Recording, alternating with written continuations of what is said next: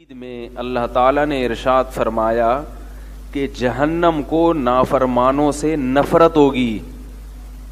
تکادو تمیزو من الغیظ، جہنم پر کو بھی غضب ہوگا نافرمانوں پر کہ انہوں نے اللہ کو ناراض کیوں کیا، اللہ کا انکار کیوں کیا، اللہ کی ناشکری کیوں کی.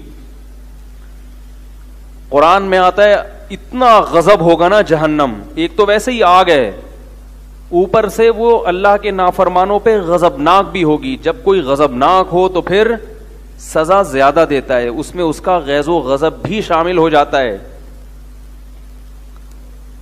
تو قرآن میں آتا ہے کہ جہنم خود غضبناک ہو رہی ہوگی اور اتنا غضب ہوگا کہ اس میں ایک چیخ و پکار ہوگی خود اس آگ کی، تپش کی اور اس کی ہولناکیوں کی.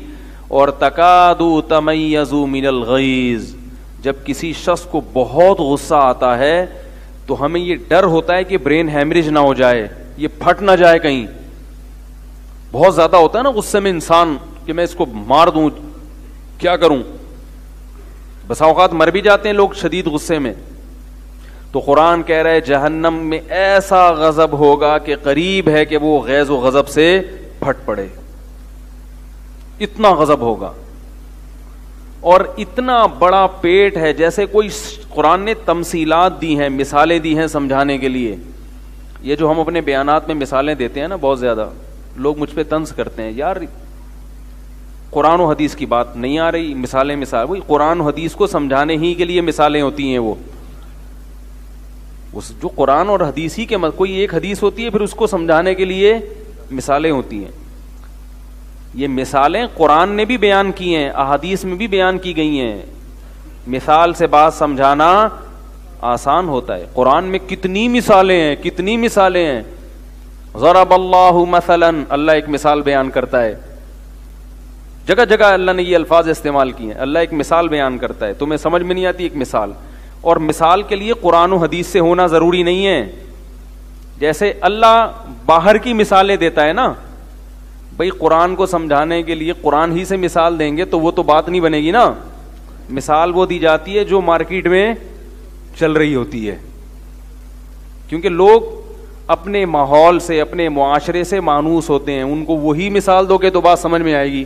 ابھی جیسے میں نے عاشق معشوق کی مثال دی نا، کہ بھائی پہاڑ کے کنارے پہ دیکھ رہا ہے، بول رہا ہے بھائی تو کچھ بول لے، ٹھیک ہے، کیونکہ ہم دونوں کی نگاہیں ٹکرا رہی ہیں تو میں بھی وہی چیز سنوں گا جو محبوبہ سن رہی ہے. تو یہ عاشق معشوق کی مثالیں مارکیٹ میں اس وقت سب سے زیادہ مناسب ریٹ پر، بہت ہی سستے ریٹ پر دستیاب ہیں، اس لیے یہ بہت جلدی سمجھ میں آ جاتی ہے. تو مثال ہمیشہ بات کو سمجھانے کے لیے ہوتی ہے. تو قرآن کیا میں کہہ رہا تھا، جہنم تو کوئی بولا تھا کہ جہنم بول رہے تھے، ہاں جہنم کا پیٹ بہت بڑا ہے.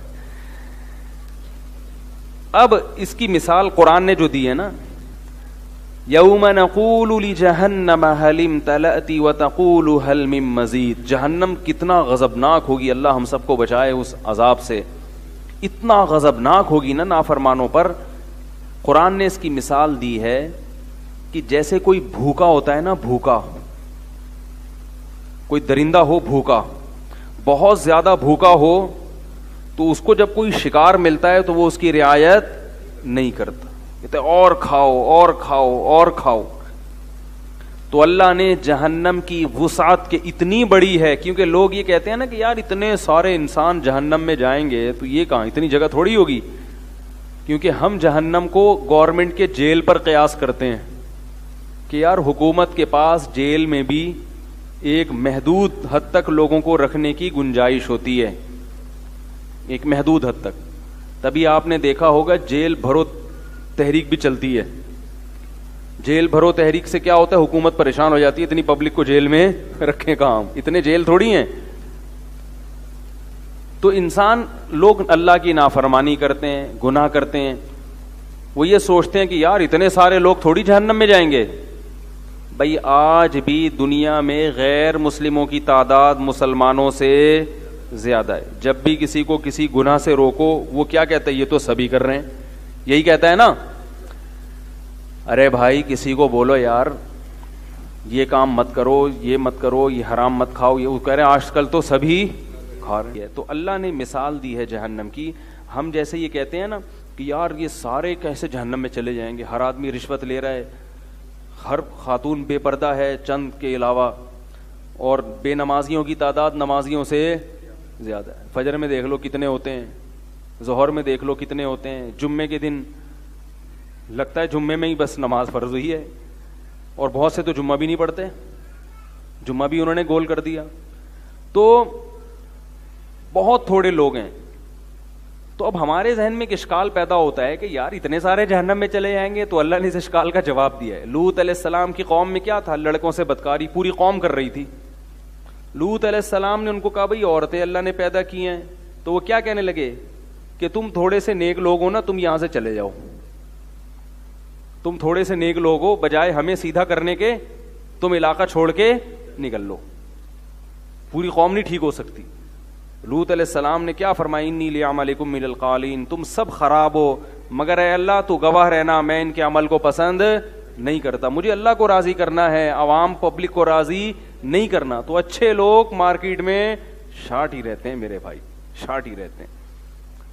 ہاں مارکیٹ میں وافر مقدار میں کب ہوں گے, جب حضرت عیسیٰ علیہ السلام نازل ہوں گے. پھر احادیث میں آتا ہے کہ حضرت مہدی اور حضرت عیسیٰ علیہ السلام جب آئیں گے تو اچھے لوگ ہول سیل کے حساب سے دنیا میں, کیونکہ خیر غالب آ جائے گی, بلکہ خیر ہی ہوگی, شر بالکل دنیا سے